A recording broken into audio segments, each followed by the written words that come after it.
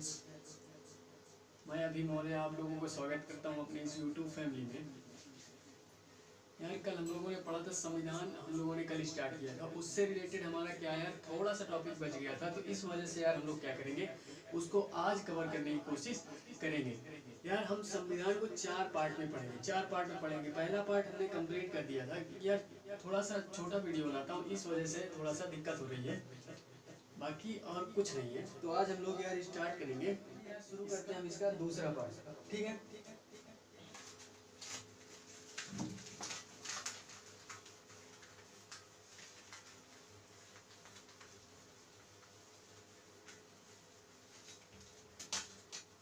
दूसरा पार्ट हमारा जो था कॉन्स्टिट्यूशन,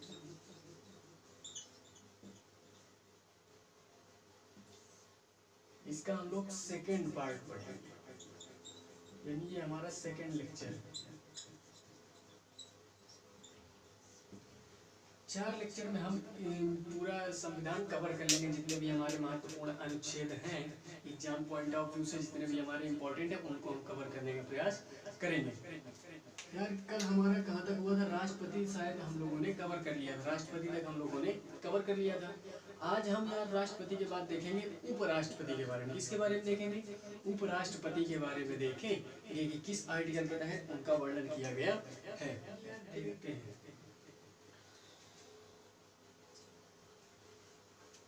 सारी चीजों को देख करके चलना है, और रटना तो एकदम नहीं, रटना एकदम नहीं है, ठीक है। तो आर्टिकल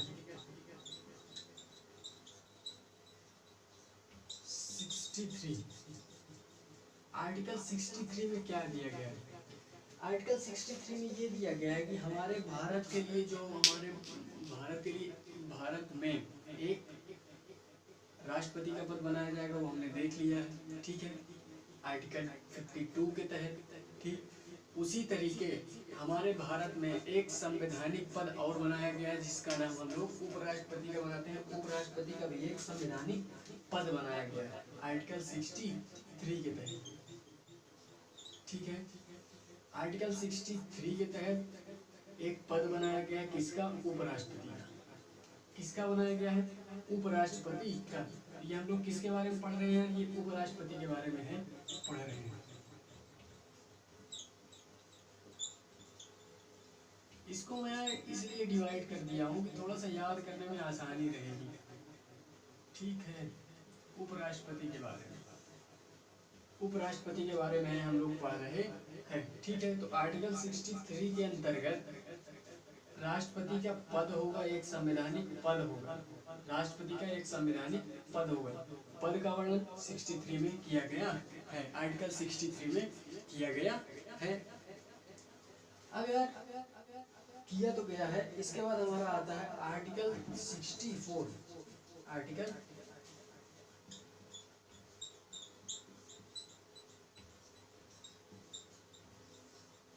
64,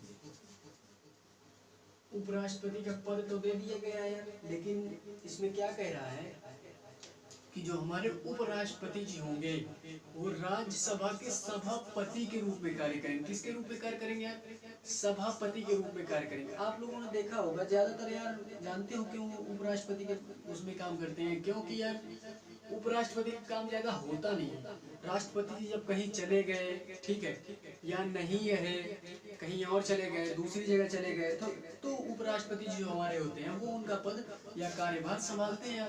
बाकी यार उपराष्ट्रपति का वैसे कोई ज्यादा कार्य नहीं होता, तो इनको उस पद पे ना बिठाया जा करके राज्यसभा के सभापति के रूप में इनको बिठाया जाता है, ठीक है। लेकिन एक चीज यहाँ पे ये याद रखना, ये वहाँ के सदस्य नहीं होते, ये बाहरी सदस्य होते हैं, तो इनको सदस्य में गिनती नहीं की जाएगी। ये जब हम लोग क्या पढ़ेंगे, राज्यसभा से रिलेटेड टॉपिक जब हम पढ़ेंगे, तो उसमें हम लोग यार क्या करेंगे, उसमें हम लोग इसका संक्षिप्त ब्यौरा पढ़ेंगे, ठीक है। इनका संक्षिप्त ब्यौरा हम पढ़ेंगे या संक्षिप्त जानकारी लेंगे। लेकिन अभी फिलहाल मैं यहाँ पे केवल आर्टिकल ही पढ़ा रहा हूँ, तो आर्टिकल के बारे में देखेंगे। 64 में क्या दिया गया है कि राज्य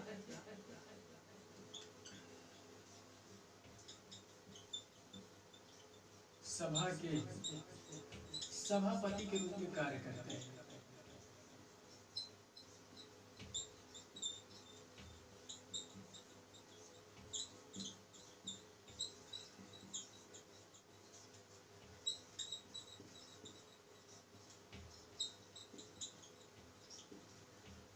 राज्यसभा के सभापति के रूप में, ये टॉपिक, ये पॉइंट है, ठीक है। सभापति के रूप में कार्य करते हैं कौन, कौन करते हैं कार्य, ये हमारे राष्ट्रपति जी, ठीक है। ये उपराष्ट्रपति होते हैं, लेकिन यहाँ पे ये राज्यसभा के सभापति के रूप में कार्य करते हैं। वहाँ यहाँ कार्य नहीं होता तो क्या करेंगे, यही इनको बैठा दिया जाता है कि जाइए आप सभापति के रूप में कार्य करिए। एक बात और, इनको जो पेमेंट मिलती है, जो सैलरी मिलती है यार, वो इनको उपराष्ट्रपति पद के लिए नहीं मिलती, ये यही सभापति के रूप में ही इनको पेमेंट मिलती है। इसका पेमेंट इनको नहीं मिलता, इसका पेमेंट इनको नहीं मिलता, इनको इसी का पेमेंट मिलता है, ठीक है, इसी का पेमेंट इनको मिलता है। चलो यार उसको फिलहाल छोड़ दो, जब यहाँ पे हम लोग ये टॉपिक जब देखेंगे तो इसके बारे में हम लोग सारी चीजें देखेंगे। बस यार इसमें यही दो आर्टिकल महत्वपूर्ण लगे मुझे, ठीक है। 63 में क्या दिया गया, पद का वर्णन।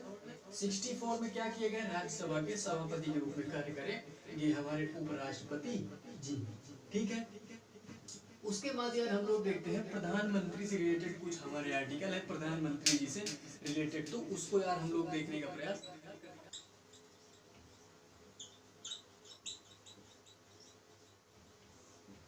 ठीक है, प्रधानमंत्री जी से रिलेटेड हमारे कुछ महत्वपूर्ण आर्टिकल हैं, उसको हम लोग देखने की कोशिश करेंगे। आर्टिकल 73 एंड आर्टिकल 74 एंड 75, ठीक है।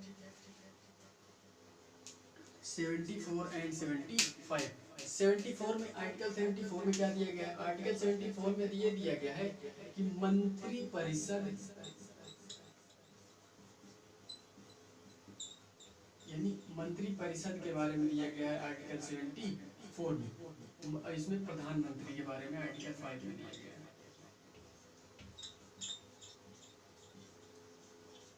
प्रधानमंत्री के बारे में 75 में दिया गया, एंड मंत्री परिषद के बारे में हमारा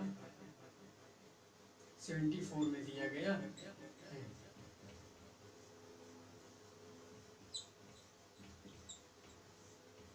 मंत्री परिषद के बारे में 74 में, एंड हमारा प्रधानमंत्री जी के बारे में 75 में दिया गया। अब ये मंत्री परिषद होती क्या है, तो यार राष्ट्रपति जी जो कार्य करते हैं उनकी सहायता के लिए, यानी राष्ट्रपति जो कार्य करेंगे उनकी सहायता के लिए एक मंत्री परिषद का गठन किया जाता है, एक मंत्री परिषद का गठन किया जाता है।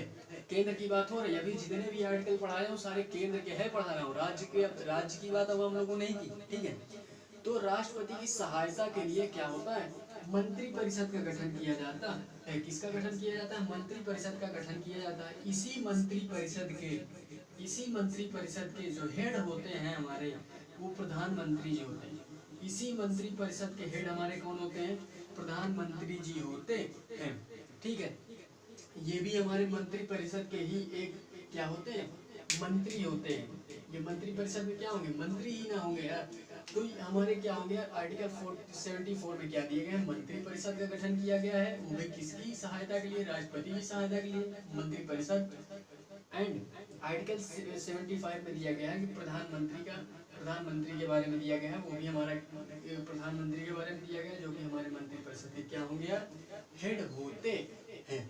तो ये दो पॉइंट आप इनसे रिलेटेड, ये दो आर्टिकल आप लोग याद रखेंगे, ये दो आर्टिकल आप याद रख सकते हैं इनसे रिलेटेड, ठीक है।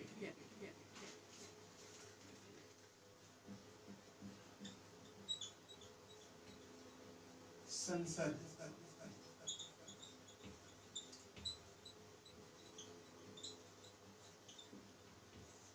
ठीक है।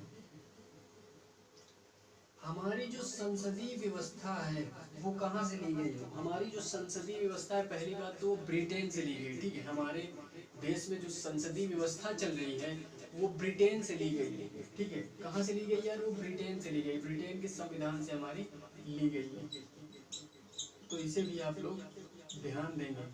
ब्रिटेन से ली गई है, कहाँ से ली गई यार, ब्रिटेन से ली गई है, ब्रिटेन से ली गई, ब्रिटेन से ली गई, ठीक। हम लोग देखते हैं इसके कुछ आर्टिकल, देखते हैं हम लोग इसके कुछ आर्टिकल देखते हैं, संसद से रिलेटेड हमारे कुछ आर्टिकल देखते हैं। पहली बात ये याद रखोगे, संसदीय, हमारे देश में जो संसदीय व्यवस्था लागू की गई है वो यार ब्रिटेन की देन है, ब्रिटेन की देन है, ब्रिटेन से लिया गया, ब्रिटेन के संविधान से लिया गया है। ठीक है, अब हम लोग इसके आर्टिकल के बारे में देखते हैं।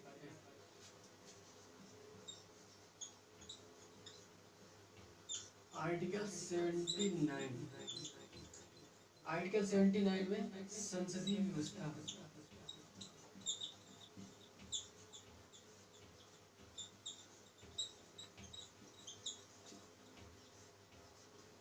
संसदीय व्यवस्था। आर्टिकल 79 कोई पूछे या किसी एग्जाम में पूछ ले यार संसदीय व्यवस्था किस आर्टिकल के तहत है, संसदीय व्यवस्था किस आर्टिकल के तहत हम लोग पढ़ते हैं, या किसी भी एग्जाम में यार पूछ सकता है, तो आप लोग क्या बोलेंगे यार 79 के तहत, 79 के तहत संसदीय व्यवस्था का गठन किया गया है कि हमारे देश में एक संसदीय व्यवस्था होगी। क्या होगी? एक संसदीय व्यवस्था होगी। ठीक है, ये तो ये 79 के तहत आता है, आर्टिकल 79।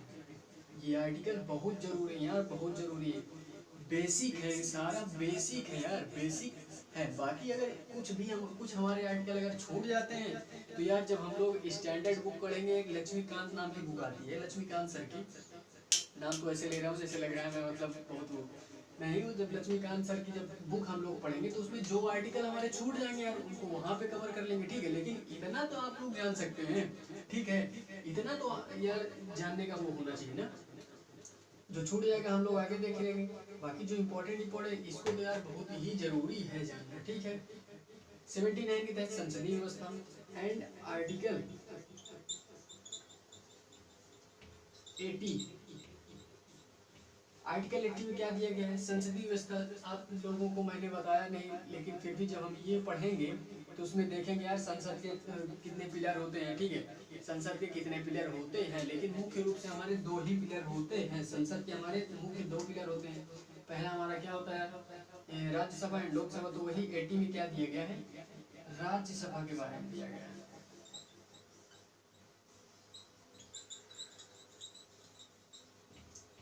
राज्यसभा के बारे में दिया गया है, यानी आर्टिकल 80 में राज्यसभा के बारे में दिया गया है, राज्यसभा के बारे में दिया गया है। इसको हम लोग क्या जानते हैं, इसको उच्च सदन भी बोलते हैं, उच्च सदन बोलते हैं, अपर हाउस। ठीक है, ये भी याद रखो, इसको उच्च सदन बोलते हैं, अपर हाउस के नाम से जानते हैं।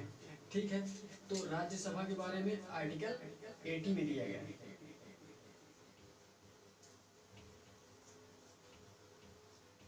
आर्टिकल 81, आर्टिकल 81 में लोकसभा के बारे में दिया गया है।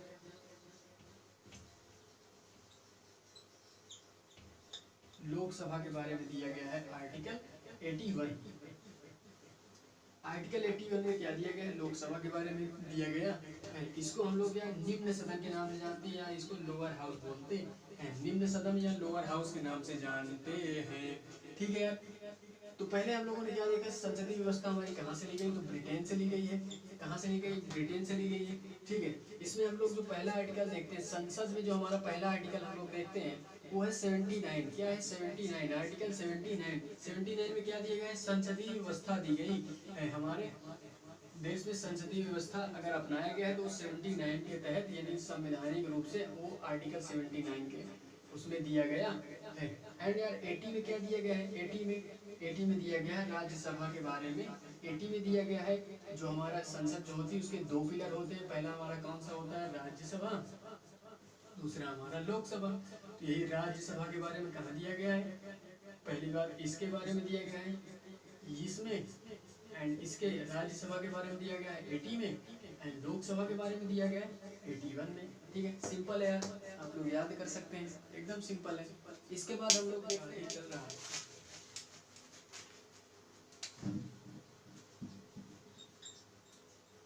अनुच्छेद 100 में क्या है यार,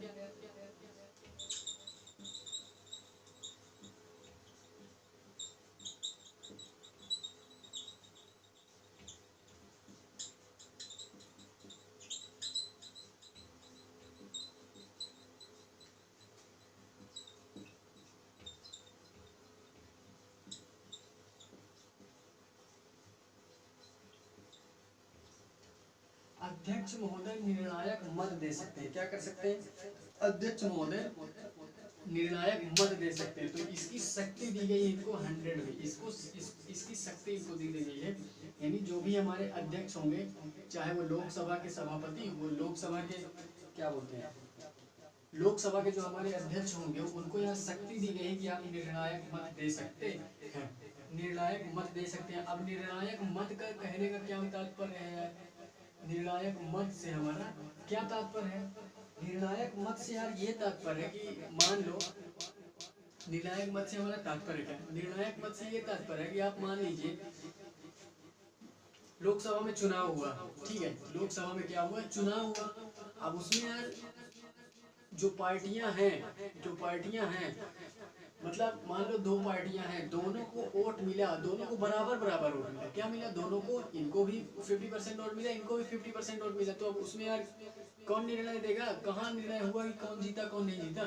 तो जो हमारे अध्यक्ष महोदय होते हैं वहाँ के, लोकसभा जो हमारे अध्यक्ष होते हैं, वो यार उनको इतना अधिकार दिया गया है कि आप जिसकी तरफ वोट दे देंगे, आप जिसकी तरफ अपना वोट डाल देंगे, वो जीत जाएगी। वो पार्टी क्या हो जाएगी? जीत जाएगी यार। यानी 50% प्लस 1 वोट अगर किसी को मिल गया, 50% प्लस 1 वोट जिसकी भी तरफ गया, उसका काम हो जाएगा यार।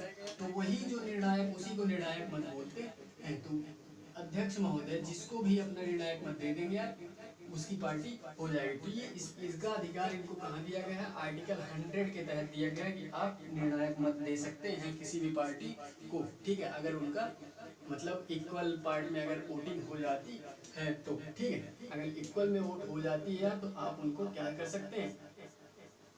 दे सकते हैं। अब इसके बाद आते हैं यार हम लोग 105 में 105 आर्टिकल 105,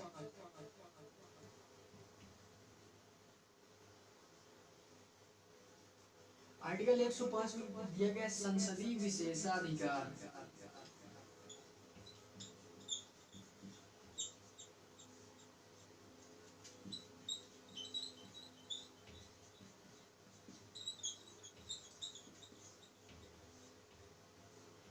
संसदीय विशेषाधिकार, इसका कहने का क्या तात्पर्य है? संसदीय विशेषाधिकार से हमारा ये तात्पर्य है मेरे भैया कि संसद को कुछ विशेष अधिकार प्राप्त है। क्या प्राप्त है? संसद को कुछ विशेष अधिकार प्राप्त है कि केवल वही संसद कर सकती है और कोई नहीं कर सकता है। जो आप इसमें देख सकते हो यार कि जो मैंने कल जो क्लास ली थी मैंने, उसमें यार हम लोगों ने देखा था आर्टिकल 2 एंड आर्टिकल 3। उसके बाद मैंने एक नोट लिखवाया था, ठीक है, एक नोट लिखवाया था कि आर्टिकल 2 और आर्टिकल 3, आर्टिकल 2 और आर्टिकल 3, इसको कार्य करने की शक्ति किसको प्राप्त है? केवल संसद को प्राप्त है, केवल संसद को प्राप्त है और किसी को नहीं। तो उसी तरह की शक्तियां हैं जो केवल संसद को ही प्राप्त हैं। तो वो किसके तहत दिया गया है? वो बात हमारी किसके तहत की गई? आर्टिकल 105 के तहत की गई है कि संसद को कुछ विशेष अधिकार दिए जाएंगे, ठीक है।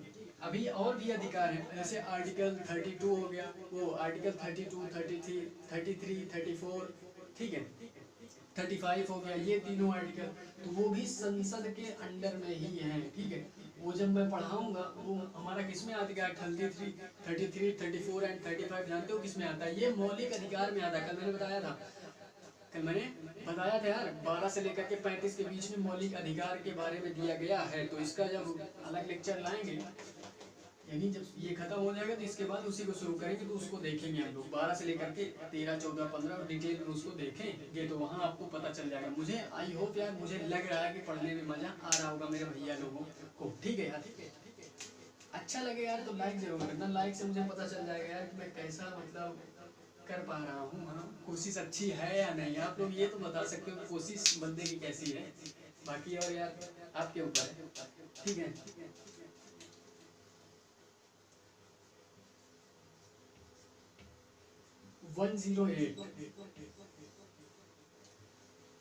अनुच्छेद 108 100 में अध्यक्ष महोदय निर्णायक मत दे सकते हैं। 105 में संसद को विशेषाधिकार मिला है। एंड आर्टिकल 108 में क्या दिया गया है? 108 में दिया गया है, क्या दिया गया है? संयुक्त अधिवेशन। संयुक्त अधिवेशन का मतलब क्या होता है? संयुक्त अधिवेशन का मतलब होता है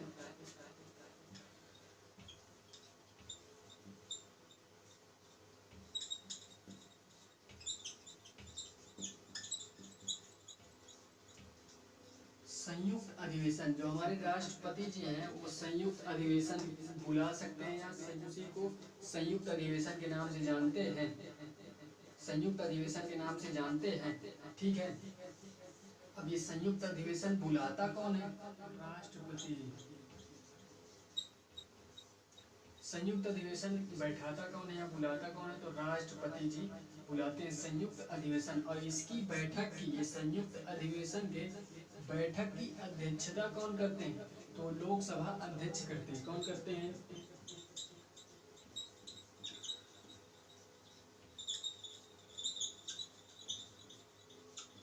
लोकसभा जो हमारे अध्यक्ष होते हैं वो यार इस संयुक्त अधिवेशन की बैठक की अध्यक्षता करते हैं। क्या करते हैं? बैठक की अध्यक्षता हमारे कौन करते हैं? 108 के तहत दिया गया यार। क्या हमारा संयुक्त अधिवेशन बुलाता कौन है? तो राष्ट्रपति जी बुलाते हैं। एंड यार इसकी बैठक की अध्यक्षता कौन करता है? इसकी बैठक की अध्यक्षता हमारे कौन करते हैं? लोकसभा अध्यक्ष करते हैं। कौन करता है? लोकसभा अध्यक्ष करते हैं। हमारा जो अगला है 110, इसमें क्या दिया गया यार? धन विधेयक।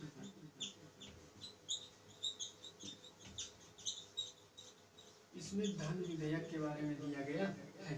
धन विधेयक के बारे में दिया गया है। केवल ये जानते हैं यार इसमें कि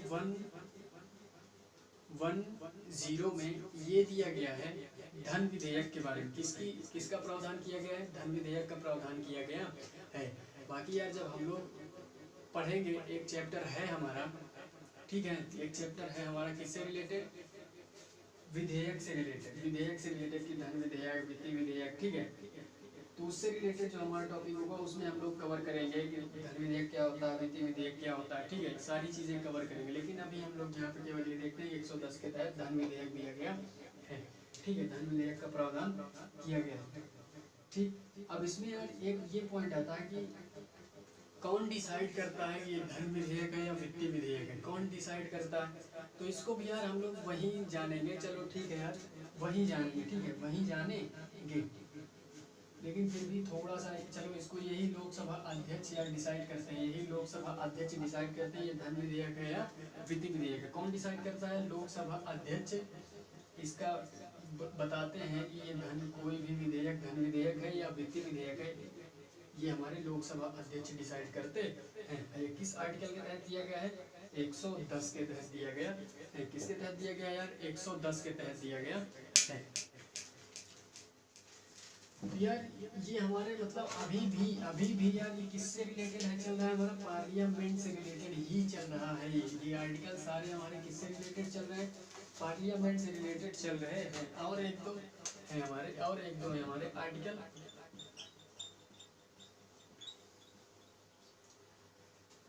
112, आर्टिकल 116, आर्टिकल 117, 116 में दिया गया बजट के बारे में दिया गया। 116 में लेखानुदान, वित्त विधेयक,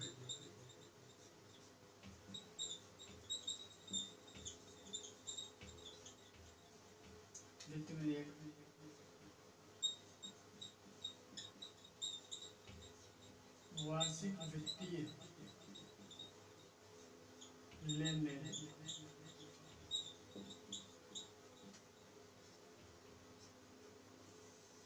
वार्षिक वित्तीय लेन देन। तो यार आई होप समझ गए होंगे 112 में क्या दिया गया? बजट के बारे में दिया गया है। जो हमारा बजट वर्ड यूज किया जाता है, हर साल एक बजट आता है, ठीक है, हर साल एक बजट हमारा पेश किया जाता है। तो वही बजट का प्रावधान हमारा 112 के तहत दिया गया है। जो हमारा वार्षिक वित्तीय लेन देन होता है, यानी हर वर्ष कितना खर्च किया गया, सार्वजनिक धन जो है हमारा कितना खर्च हुआ और कितना आया, ठीक है। तो उसी के बारे में हम लोग किसमें पढ़ते हैं? बजट में पढ़ते हैं 112 में। 116 में हम लोग लेखा अनुदान के बारे में पढ़ते हैं। किसके बारे में पढ़ते हैं? लेखा अनुदान के बारे में पढ़ते हैं। एंड 117 के बारे में वित्तीय विधेयक के बारे में पढ़ते हैं। किसके बारे में पढ़ते हैं यार? वित्त विधेयक। वित्त विधेयक वो हमारा धन विधेयक था, ये हमारा वित्त विधेयक है। तो वित्त विधेयक के बारे में हम लोग इनके पास पढ़ते हैं। एक बार रिकॉल करवा देता हूँ यार। 79 में हमारा संसदीय विशेषाधिकार दिया गया है। वो संसदीय विशेषाधिकार नहीं, कहीं और नहीं था, सॉरी बोल रहा हूँ। 79 में हमारा दिया गया कि संसदीय व्यवस्था की गई। 79 में संसदीय व्यवस्था, 80 में राज्यसभा एंड 81 में क्या दिया गया है? लोकसभा। ठीक है। उसके बाद 100 में अध्यक्ष महोदय निर्णायक मत दे सकते हैं। उसके बाद 105 में संसदीय विशेषाधिकार, संसद के कुछ विशेष अधिकार दिए गए हैं। एंड उसके बाद यार 108 में क्या किया गया है? 108 में ये दिया गया है संयुक्त अधिवेशन कौन बुला सकता है? राष्ट्रपति जी बुला सकते हैं। इसकी बैठक की अध्यक्षता कौन करता है? तो लोकसभा अध्यक्ष करते हैं। ठीक है। 110 में क्या दिया गया है? आर्टिकल 110, उसमें धन विधेयक दिया गया है।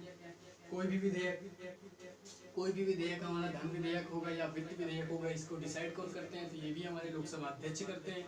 ठीक है। उसके बाद 112 के तहत क्या दिया गया? 112 के तहत यार बजट का प्रावधान किया गया है। ठीक है। जो हर साल बजट हमारा पेश होता है, तो बजट का प्रावधान हमारा किया गया है 112 के तहत। ठीक है।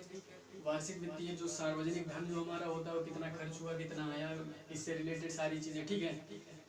सार्वजनिक धन कहने का मतलब यार जनता से रिलेटेड, और कुछ नहीं है मेरे भैया, बस और कुछ नहीं है।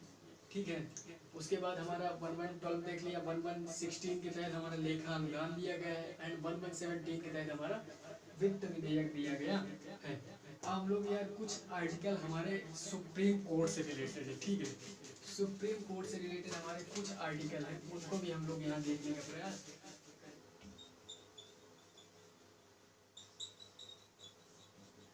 सुप्रीम कोर्ट यानी सर्वोच्च न्यायालय। ठीक है। पूरे संविधान में इसका वर्णन किस आर्टिकल के तहत किया गया है, उसी को देखने का प्रयास करेंगे।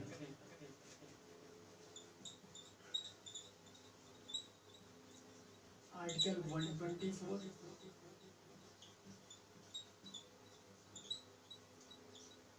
Article 131,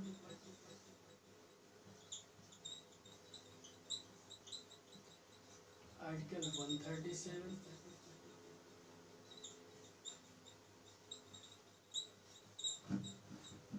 article 143। यहाँ पे क्या दिया गया है? गठन के बारे में। सुप्रीम कोर्ट से रिलेटेड यही 4 आर्टिकल यार हम लोग देखने का प्रयास करेंगे। पहले में क्या दिया गया? 124 में क्या दिया गया? 124 में यार ये दिया गया है, 124 में दिया गया है कि सर्वोच्च न्यायालय का गठन किया जाएगा। सर्वोच्च न्यायालय का गठन किया जाएगा। हमारे भारत में एक सर्वोच्च न्यायालय का गठन किया जाएगा, जो कि हमारा एक संविधान के तहत होगा। हमारा ये मतलब एक संवैधानिक रूप से एक सुप्रीम कोर्ट का क्या किया जाएगा यार? गठन किया जाएगा। तो गठन संबंधी प्रावधान हमारा कहाँ किया गया है? 124 में। गठन संबंधी, किसके गठन संबंधी? तो ये सुप्रीम कोर्ट के गठन संबंधी हमारा प्रावधान 124 में किया गया है। उसके बाद हम लोग आते हैं 131 में क्या दिया है? बेसिक पावर, यानी सुप्रीम कोर्ट की बेसिक पावर्स दी गई है। ठीक है। बेसिक पावर दी गई है, जिसको हम लोग हिंदी में बोलते हैं मूल आरंभिक या क्षेत्र अधिकार। मूल आरंभिक या क्षेत्र अधिकार। मुझे थोड़ा सा ये नहीं है, ये थोड़ा सा ज़्यादा सटीक लग रहा है, वो थोड़ा सा सटीक नहीं लग रहा बोलने में। बाकी ये बेसिक पावर्स दी गई है हमारी 131 के तहत। सुप्रीम कोर्ट की बेसिक पावर्स दी गई है, बेसिक पावर्स का प्रावधान किया गया, ये बोल सकते हो। एंड आर्टिकल 137 में क्या किया गया? 137 में न्यायिक पुनर्विलोकन। क्या बोला गया? न्यायिक पुनर्विलोकन, यानी जिसको हम लोग रिव्यू सिस्टम बोलते हैं। रिव्यू सिस्टम बोलते हैं। ठीक है। रिव्यू सिस्टम कहने का मतलब ये है यार कि मतलब कोई भी कार्य उन लोगों ने खुद किया और वो बाद में उनको लगा कि गलत है, तो उसका पूरा मतलब दोबारा से जांच कर सकते हैं। दोबारा क्या कर सकते हैं? जांच कर सकते हैं। तो इसी को रिव्यू सिस्टम बोलते हैं। क्या बोलते हैं? रिव्यू सिस्टम बोलते हैं, न्यायिक पुनर्विलोकन बोलते हैं। इसका भी जब अलग क्लास हम लोग लेंगे तो उसमें हम लोग सारी बातें ध्यान देंगे। जो आर्टिकल हमारे छूट रहे होंगे वहाँ पे भी हम लोग कवर करेंगे। पहली बात तो मुझे नहीं लग रहा है कि मैं कुछ छोड़ रहा हूँ। ठीक है। मुझे नहीं लग रहा यार कि मैं कुछ छोड़ रहा हूँ, लेकिन फिर भी फिर से यार यही 143 याद करूँ। मैंने राष्ट्रपति ने कल बताया था कि हम इसको कल रिमाइंड करेंगे। क्या बोला था कि मैं कल इसको रिमाइंड करूँगा, तो याद रखना है। तो ये वही यार सेम है, तो मैंने इसमें लिखा नहीं, केवल सेम डाल दिया है। ठीक है। सेम इसलिए डाल दिया है, मेरे कुछ भैया लोगों को अगर याद ना हो तो मैं इसका बताना चाहूँगा। 143 में क्या राष्ट्रपति जी को ये सलाह दे सकते हैं, यही था ना यार।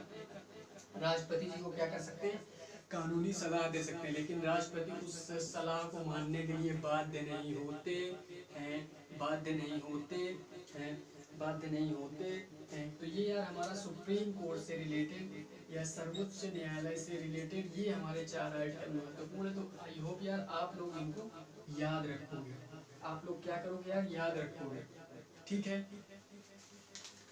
यही 4 अगर पढ़ लिए यार तो मतलब बहुत है।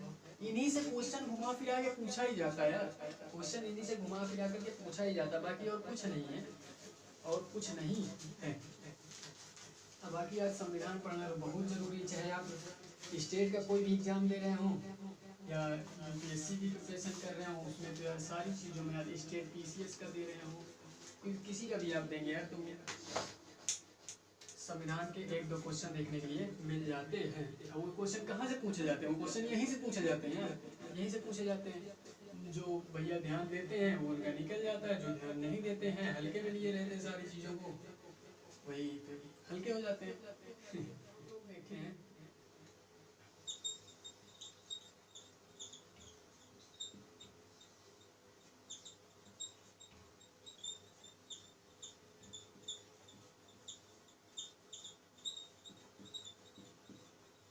महान्यायवादी, महान्यायवादी के पद का प्रावधान,